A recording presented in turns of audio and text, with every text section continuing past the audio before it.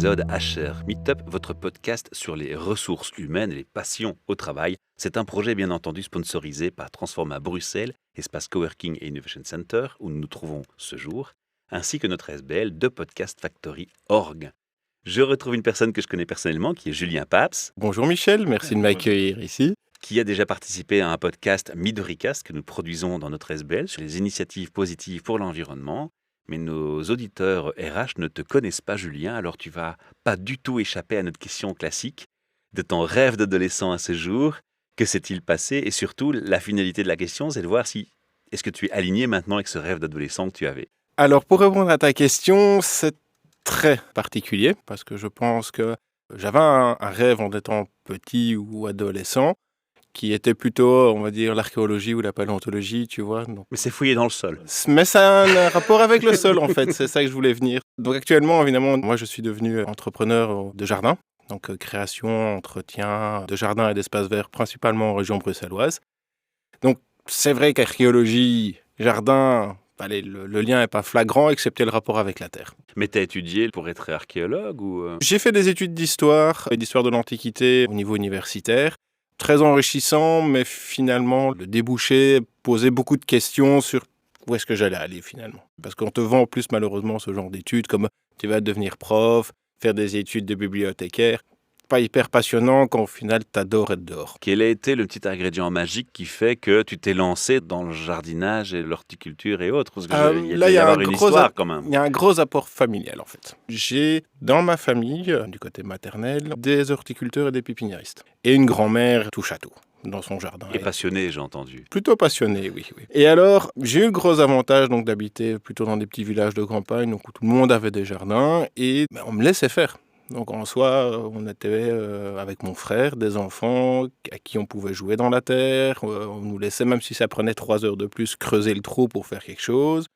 On n'avait aucun souci à se retrouver derrière une tondeuse, du moins à faire des entretiens à ce niveau-là. Donc même à 10 ans, on avait ça, quoi. Et en plus, en parallèle, comme je te dis, il y a des horticulteurs et des pépiniéristes qui cultivent et vendent principalement sur les marchés dominicaux. Mes premières expériences avec des rapports aux plantes, je devais avoir 6 ou 7 ans sur les marchés dominicaux à vendre des plantes, des géraniums, des bouquets de fleurs. Ah ouais, bien avant les études. Oui, C'était c'est vraiment vraiment très tôt, quoi. bien avant à ce niveau-là. Ok, j'évitais le chargement du camion à 3 heures du matin, on va dire, mais à 8 heures, j'étais là-bas et autres, et on restait juste 13-14 heures à vendre ça.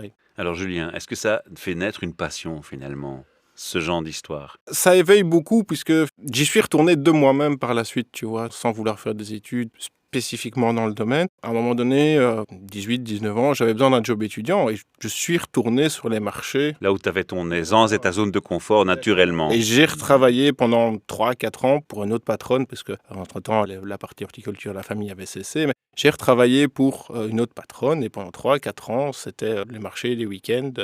Alors à 18 ans, quand tu te dis que tu te lèves à 5 heures du mat pour aller vendre tes fleurs, tes potes te regardent bizarrement, tu vois.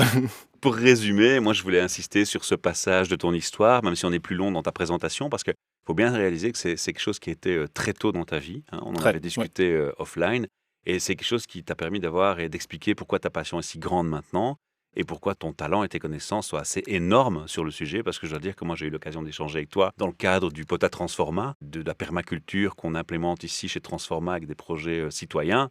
J'ai juste été impressionné par la quantité de tes connaissances. Donc voilà, un petit coucou à ça, un petit chapeau, et on comprend beaucoup mieux ton parcours et le fait que tu te décides d'être entrepreneur et créer Plaisir Vert, parce que c'était le nom de la société, Plaisir Vert. Ça va être une première question que je vais te poser.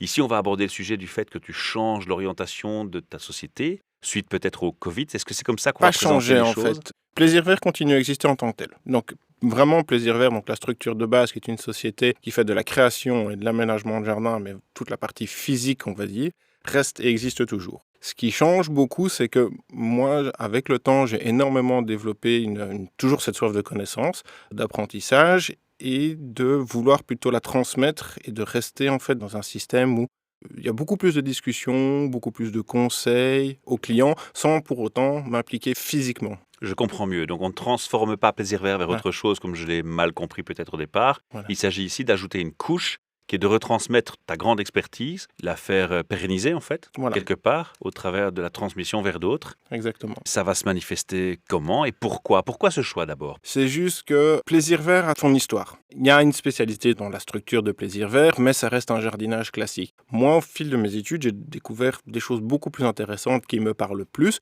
mais qu'on ne peut pas d'office imposer à tes ouvriers, à ton personnel. Ta vision, ils ne la comprennent pas d'office. Tu parles de tout ce qui est éco-responsable, Voilà. notamment. Et donc, si je veux vraiment pouvoir, moi, transmettre ce qui me parle le plus, les techniques, les types de jardins, je devais me détacher de Plaisir Vert en lui-même et vraiment monter une structure propre, donc qui va s'appeler J&J Paysage, et qui va vraiment ne faire que de la création sur plan, de la consultance, des expertises à ce niveau-là, quoi. Et parce que je te connais bien, J.J., c'est Julien et Joveline. Mais bien sûr, Michel.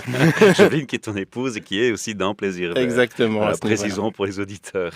Alors J&J Consultance, c'est comme ça qu'on va... Non, paysage. Paysage, pardon. Voilà, C'est de la on reste- consultance. que C'est tu de la vas faire. consultance. Maintenant que tu as expliqué pourquoi, expliquer comment tu vois les choses, comment tu vois l'offre de service. L'offre de service sur cet aspect-là va reposer en fait sur 3 grands services. On reste toujours dans l'idée de la création d'un jardin, toujours sur demande, carte blanche à ce niveau-là, mais ce ne sera plus que de la fourniture de plans, de cahiers de charges, de journaux de travaux qui peuvent être remis à n'importe quel entrepreneur. Bon, évidemment, Plaisir Vert reste le premier installateur des jardins que J&J Paysage va créer, mais ça peut être n'importe qui. Donc, il n'y a plus de limite à ce niveau-là. Donc, ça, c'est vraiment service création. L'autre partie, c'est plutôt consultance ou sur des études de terrain. Donc, en gros, tu aurais un terrain, tu aurais un jardin. Comment le gérer, comment l'entretenir, dans quel état il est.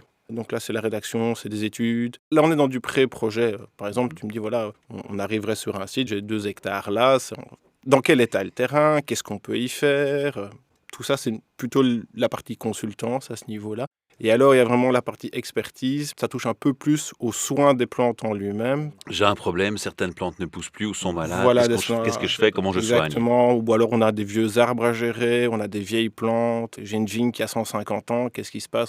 Voilà. Comment est la demande sur le marché par rapport à ceci? Parce qu'on est dans un contexte très, très particulier. Moi, j'ai même cru que c'était principalement la crise du Covid qui te faisait changer l'orientation de ce projet Plaisir Vert. Bon, les gens sont en difficulté pour certains financières, certains entrepreneurs risquent ou sont au bord de la faillite ou une crise économique s'annonce. Ça fait pas un peu peur quand on replace ça dans le contexte actuel? Est-ce qu'il y a une demande déjà? Une demande, il y en a, parce que c'est On toujours va quelque pas laisser chose mourir les qui est- plantes pour autant. Voilà, exactement. D'autant plus qu'en fait, le phénomène un peu inverse de la crise, c'est que les gens se rendent compte qu'ils ont un jardin.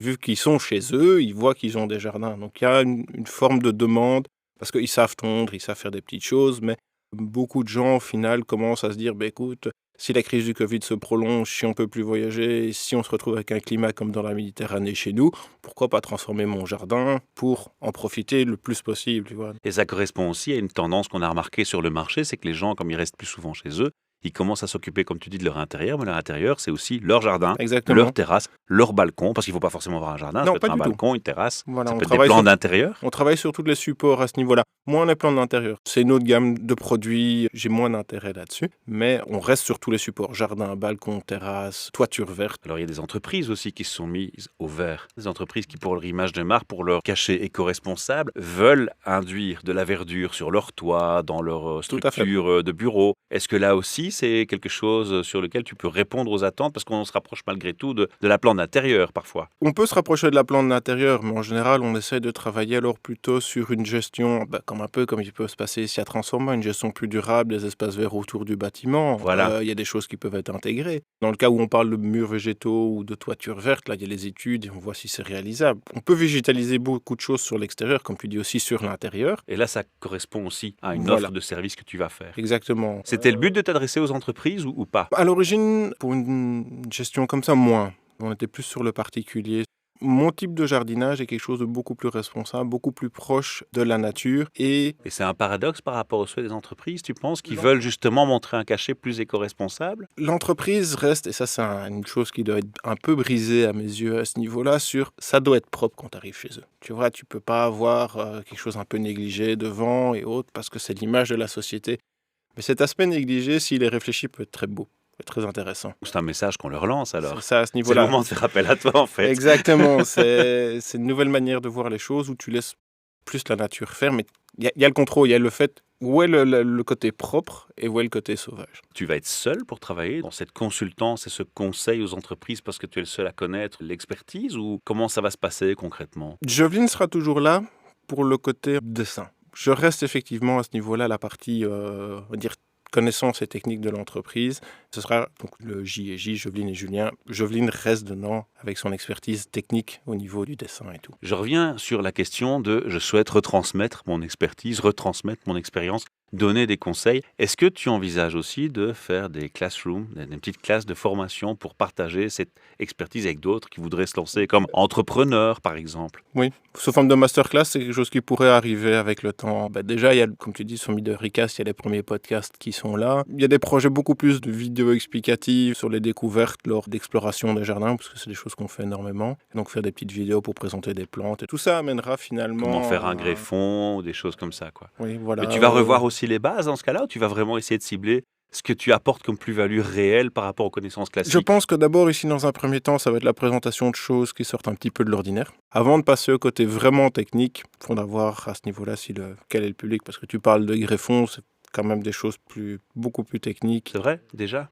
Oui. Ça me paraît assez naturel. Ça peut te parler naturel, mais il y a une biologie de la plante à connaître derrière un minimum. Tu peux donner un exemple de choses que tu peux retransmettre en connaissance de façon très courte, condensée, comme ça, une chose qui est peut-être hors des habitudes. À quoi tu penses quand tu dis sortir un peu des sentiers battus? Sortir des sentiers battus, c'est quoi? C'est la première chose, je pense, à faire pour sortir des sentiers battus, c'est d'abord beaucoup observer. Donc vraiment lire ce que tu as devant toi et voir ce qui le compose. Donc que ce soit la faune ou la flore du paysage devant lequel tu es. Une fois que tu comprends beaucoup mieux ça, tu arrêtes de te battre contre la nature et tu arrives à jardiner en mettant les bonnes choses au bon endroit. Tu fais de la nature ton allié, en fait. Exactement. Ça induit quoi? Ça induit que tu prends en compte l'écosystème complet, donc les petits animaux comme les abeilles, les beaucoup plus insectes. à ce niveau-là. Et d'ailleurs, dans les créations qu'on fait, quand j'essaie de voir ça, en général, on a des gros retours d'insectes dans les jardins après les créations Mais je me rappelle, qu'on chez fait. Transforma, quand on a créé les premières buts, tu as commencé à expliquer aux gens les insectes Exactement. qui étaient là et pourquoi. C'est ça, en fait. Donc, pour moi, il y a un énorme lien